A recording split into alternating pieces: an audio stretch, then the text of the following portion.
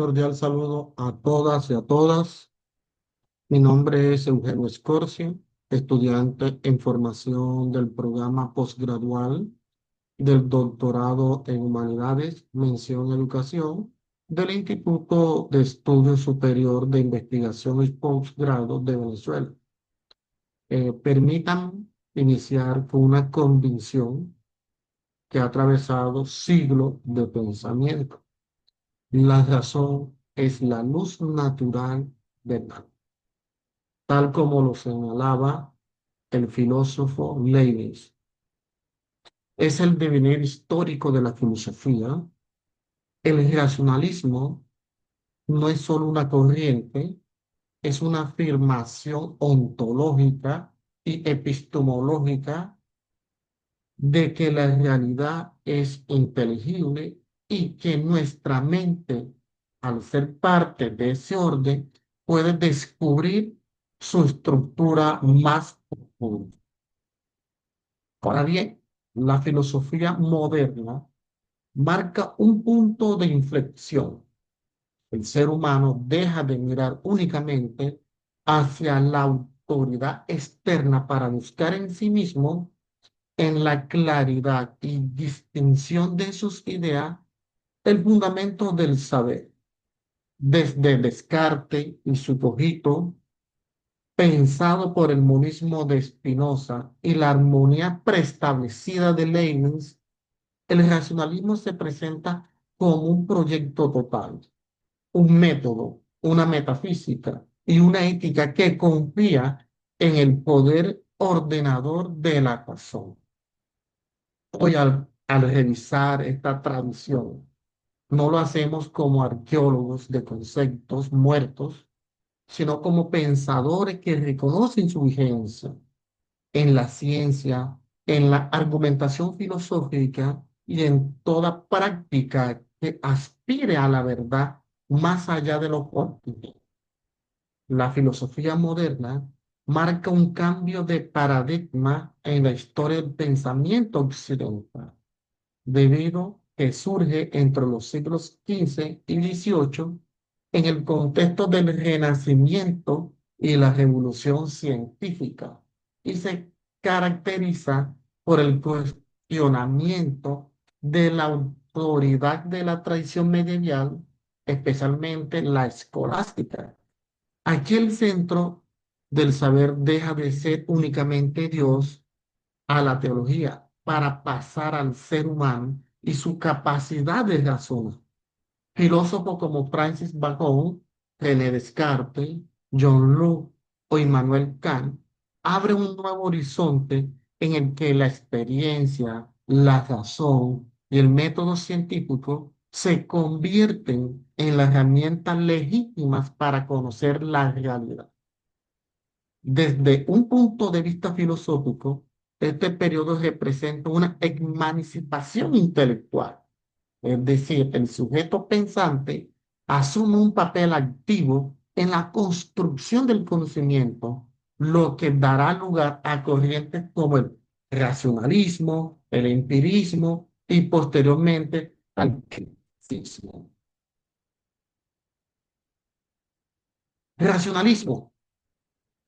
El racionalismo es una corriente central de la filosofía moderna y se representa como una respuesta directa a la pregunta sobre el fundamento último del conocimiento.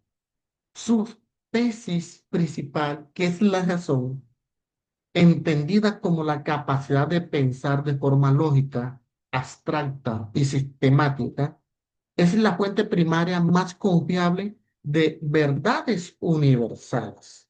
Eso Este planteamiento se apoya en la convicción de que el pensamiento humano contiene en sí mismo principio que no depende de la experiencia, principio que por su claridad y necesidad lógica garantiza la certeza.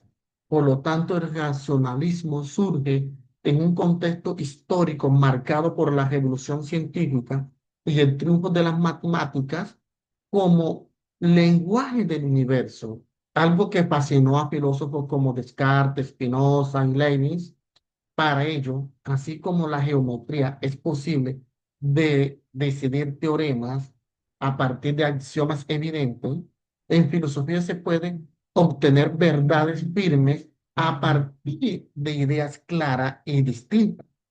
Esta aspiración busca responder a una preocupación heredada por el escepticismo renacentista. Y aquí debemos preguntarnos, ¿cómo podemos estar seguros de que nuestro conocimiento es verdadero? Filosóficamente, el racionalismo implica una confianza radical en la estructura de la mente humana que afirma que hay un orden racional en la realidad y que nuestra razón, por ser parte de ese orden, puede acceder a él. Esto supone una visión optimista de ese intelecto humano. El mundo es inteligible y la mente tiene los medios para comprenderlo plenamente, sin depender de los sentidos que pueden engañar. Vamos a conocer las características de esta corriente filosófica. Y lo primero que encontramos es la primicia de la razón. La razón se coloca por encima de la experiencia sensorial como criterio último de verdad. Esto significa que incluso si la experiencia parece contradecir un principio racional evidente, debe revisarse la interpretación de la experiencia y no el principio. Para los racionalistas, el conocimiento sensorial es contingente y limitado. En cambio, el conocimiento racional es necesario y universal. Tenemos también lo que son las ideas innatas. Uno de los puntos más polémicos del racionalismo es la existencia de ideas que no provienen de la experiencia, sino que están inscritas en la mente humana desde su origen. Estas ideas innatas, como las nociones de sustancia, causa o perfección, serían el material básico con el que la razón construye el conocimiento. En términos cartesianos, son semillas de verdad depositadas por un ser divino, en este caso Dios, en nuestra mente. Pero también existe una característica que es el método deductivo. Inspirado en las matemáticas, este método busca extraer conclusiones necesarias a partir de principios evidentes por sí mismo. No se trata de acumular observaciones, sino de partir de lo indudable y deducir paso a paso verdades más complejas. Este ideal de certeza matemática es lo que lleva a Descartes a estructurar su filosofía como una cadena de razonamiento encadenados, cada uno derivado lógicamente del anterior. Filosóficamente, esta primera serie de características muestra un cambio radical respecto a la tradición medieval, que daba gran peso a la autoridad de textos y doctrinas, en donde el racionalismo, en cambio, confía en que cualquier mente que siga el método adecuado podrá llegar a las mismas verdades independientemente de su cultura o su época. Continuamos con estas características. Bueno, existe una universalidad y necesidad del conocimiento verdadero. Para el racionalista o el racionalismo, si una proposición es verdadera por razones lógicas, lo será para todo ser racional, en cualquier momento y lugar. Esto se opone al relativismo y al escepticismo, defendiendo que la verdad no depende de opiniones o contextos particulares. Existe lo que son las confianzas en las matemáticas como modelo de certeza. Las matemáticas representan el paradigma del conocimiento seguro. Sus verdades no dependen de la experiencia, sino de la deducción pura. De acuerdo a Spinoza, incluso estructura su obra ética more geométrico, es decir, siguiendo el orden y la rigurosidad de los elementos de Euclides, pero también tenemos una sistematización del pensamiento. El racionalismo no busca verdades aisladas, sino sistemas complejos en los que todo esté interconectado. En Leibniz, por ejemplo, cada verdad tiene su lugar dentro de un todo armónico y lógico que es sostenido por el principio de razón suficiente. En conjunto, estas características implican una fe en el poder ordenado y creativo de la mente humana. Para un racionalista, conocer no es acumular datos, sino descubrir la estructura lógica que subyace en la realidad. Vamos a conocer un pensador de esta corriente filosófica que es el señor René Descartes. Descartes inicia su filosofía con la duda metódica. Pone en cuestión todo aquello que pueda ser dudoso, incluyendo la información de los sentidos, las verdades matemáticas y hasta la existencia del mundo exterior. Este ejercicio de radicalidad intelectual lo conduce a unas verdades indudables. Pienso, luego existo. Cogito, ergo sum. A partir de esta certeza, Descartes construye un sistema basado en ideas claras y distintas, que para él son garantías de verdad, porque han sido puestas en la mente de un Dios perfecto que no puede engañar. Y este dualismo cartesiano separa radicalmente la sustancia pensante, que es la res cógnita, y la sustancia extensa, que es la res extensa, sentando las bases para el debate moderno sobre la relación que es mente-cuerpo. Filosóficamente, Descartes aporta un método que no es solo para filósofos. Su idea de examinar todo con espíritu crítico, de no aceptar nada sin evidencia clara, es hoy un fundamento del pensamiento científico y del pensamiento. Continuamos con otro pensador eh, que pertenece a esta corriente, y es Blas Pascal. Blas Pascal, un filósofo matemático y pensador del siglo XVII, sus ideas pueden agruparse alrededor de dos grandes oposiciones. Por un lado, el dogmatismo y el escepticismo, que representan formas contrarias de entender la verdad. Y por otro lado, el corazón y la razón, que simbolizan las dos maneras de conocer, la racionalidad lógica y la intuición profunda. De allí partimos a lo que el esquema llama pensamiento, que se divide en dos grandes áreas, la metafísica del hombre y la metafísica del ser. En la metafísica del hombre, Pascal nos dice que el ser humano es una realidad finita, pequeña, perdida en la inmensidad del universo. Estamos suspendidos entre dos infinitos, lo infinitamente grande, que es el cosmos, y lo infinitamente pequeño, que es lo microscópico. Esto nos sitúa entre el todo y el nada, recordándonos nuestra fragilidad, pero también nuestra capacidad de reflexión. En la metafísica del ser, Pascal sostiene que en este plano de la existencia nos encontramos en tres órdenes o tres niveles, pero la materia que abarca todo lo físico y tangible. Dos, el espiritual, que comprende lo moral y lo interior del ser humano.